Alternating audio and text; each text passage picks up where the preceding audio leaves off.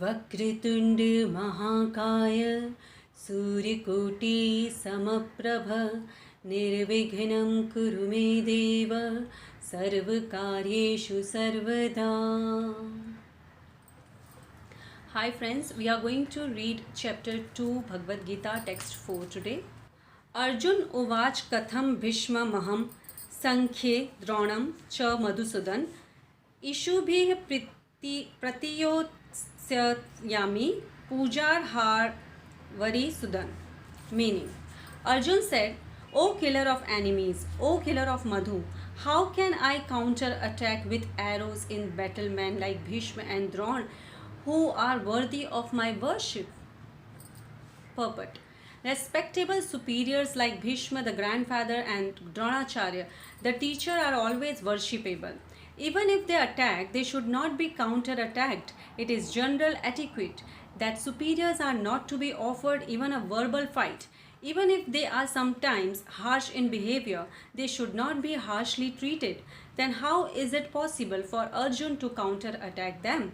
Would Krishna ever attack his own grandfather, Ugrasen, or his teacher, Sandipani Muni? These were some of the arguments offered by Arjun to Krishna. Text 5. Guru Nahatva hi mahanubhavan shreyo bhaktum bhaksham pih loke hatvarth kama stu guru nihev bhujya bhoganru dhir pradigdhan. Meaning, it would be better to live in this world by begging than to live at the cost of the lives of great souls who are my teachers. Even though desiring worldly gain, they are superiors. If they are killed, everything we enjoy will be tainted with blood. Purport. According to scriptural codes, a teacher who engages in an abominable action and has lost his sense of discrimination is fit to be abandoned. Bhishma and Drona were obliged to take the side of Duryodhan because of his financial assistance, although they should not have accepted such a position simply on financial considerations. Under the circumstances, they have lost the respectability of teachers, but Arjun thinks that nevertheless, they remain his superiors, and therefore to enjoy material profits after killing them would mean to enjoy spoils tainted with blood. Text 6. न चेत Divya Qatar no गरियो यद्वा जयेम यदि वा no जयेयुः यानेव हत्वा न जीविषाम ते वस्थिता ह प्रमुखे धार्तराष्ट्रा. Meaning, nor do we know which is better, conquering them or being conquered by them. If we killed the sons of Dhritarashtra, we should not care to live, yet they are now standing before us on the battlefield. Purport. Arjun did not know whether he should fight and risk unnecessary violence, although fighting is the duty of the Kshatriya, or whether he should refrain and live by begging. If he did not conquer the enemy, begging would be his only means of subsistence, nor was there certainty of victory, because either side might emerge victorious. Even if victory awaited them and their cause was justified, still, if the sons of Dhritarashtra died in the battle, it would be very difficult to live in their absence. Under the circumstances, that would be another kind of defeat for them. All these considerations by Arjun definitely proved that not only was he a great devotee of the Lord, but he was also highly enlightened and had complete control over his mind and senses.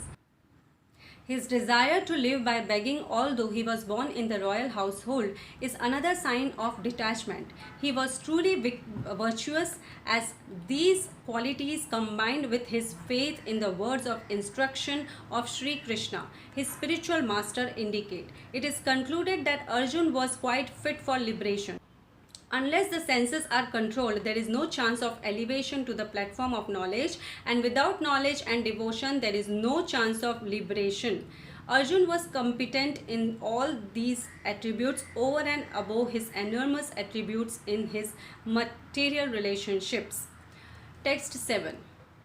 कार्पण्य दोषोपहत स्वभावः पृच्छामि त्वां धर्मसम्मूढचेतां यच्श्रेयः स्यान्निश्चितं ब्रूहि तन्मे शिष्यस्तेऽहं शाधि मां त्वां प्रपन्नं Meaning, now I am confused about my duty and have lost all composure because of miserly weakness. In this condition, I am asking you to tell me for certain what is best for me. Now I am your disciple and a soul surrendered unto you. Please instruct me. Purport. By nature's own way, the complete system of material activities is a source of perplexity for everyone. In every step there is perplexity, and therefore it behooves one to approach a bona fide spiritual master who can give one proper guidance for executing the purpose of life. All Vedic literatures advise us to approach a bona fide spiritual master to get free from the perplexities of life which happen without our desire. They are like a forest fire that somehow blazes without being set by anyone. Similarly, the world situation is such that perplexities of life automatically appear without our wanting such confusion. No one wants fire, and yet it takes place and we become perplexed. The Vedic wisdom therefore advises that in order to solve the perplexities of life and to understand the science of the solution, one must approach a spiritual master who is in the disciplic succession. A person with a bona fide spiritual master is supposed to know everything. One should not therefore remain in material perplexities but should approach a spiritual master. This is the purport of this verse. Who is the man in material perplexities? It is he who does not understand the problems of life. In the Brahad Aranyaka Upanishad, the perplexed man is described as follows: Yo Vedat Aksaram Gargi Avidit Vasmal Lokat Praiti Sa Krapana. He is a miserly man who does not solve the problems of life as a human and who thus quits this world like the cats and dogs without understanding the science of self-realization. This human form of life is a most valuable asset for the living entity who can utilize it for solving the problems of life. Therefore, one who does not utilize this opportunity properly is a miser. On the other hand, there is a Brahmana or he who is intelligent enough to utilize this body to solve all the problems of life. Yeta Aksaram Gargi Vidit Vasmal Lokat Praiti Sa Brahmana. The Krapnas or miserly persons waste their time in being overly affectionate for family, society, country, etc. in the material conception of life.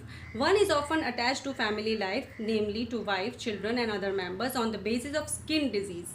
The Krapana thinks that he is able to protect his family members from death, or the Krapna thinks that his family or society can save him from the verge of death.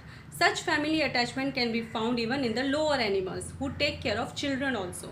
Being intelligent, Arjun could understand that his affection for family members and his wish to protect them from death were the causes of his perplexities. Although he could understand that his duty to fight was awaiting him still on account of miserly weakness, he could not discharge the duties.